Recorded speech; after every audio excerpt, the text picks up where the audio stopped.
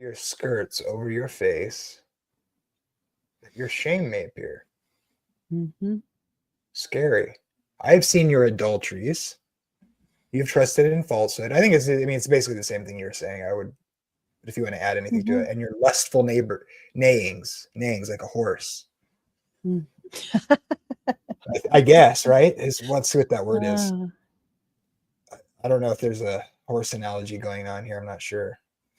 The lewdness of your harlotry. Is that how you want to be a slut, do you? Kind of thing, right? Or let's say harlot, I guess is maybe a better word.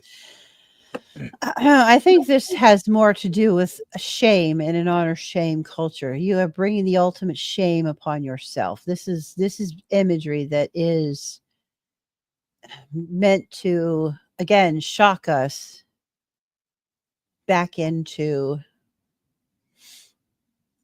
becoming aware of how far out of alignment with Yahweh we have gotten. I think that's the imagery that they have. And so I don't think this is meant to shame sexuality. It's not meant to shame women.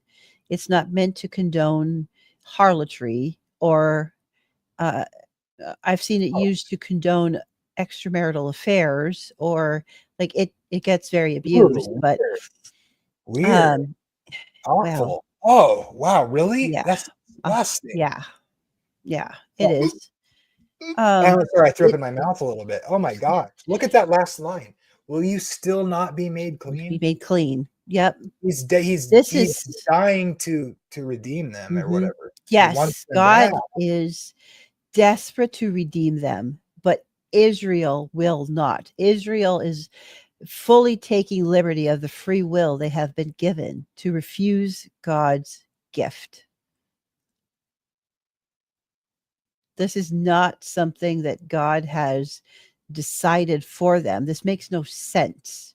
Oh, what perverted moron would say that God is not displaying his disgust with what he wants them to be. It's like what I read in the very beginning. God's like, I thought you wouldn't be this way. However you want to think about God's foreknowledge, don't let it override God's heart, man. Mm-hmm. Well, if you look, Jamie, God's preference from Genesis 1, but from Genesis 3, Adam and Eve sin. The fall happens. And the first thing he does is struck them dead and start over.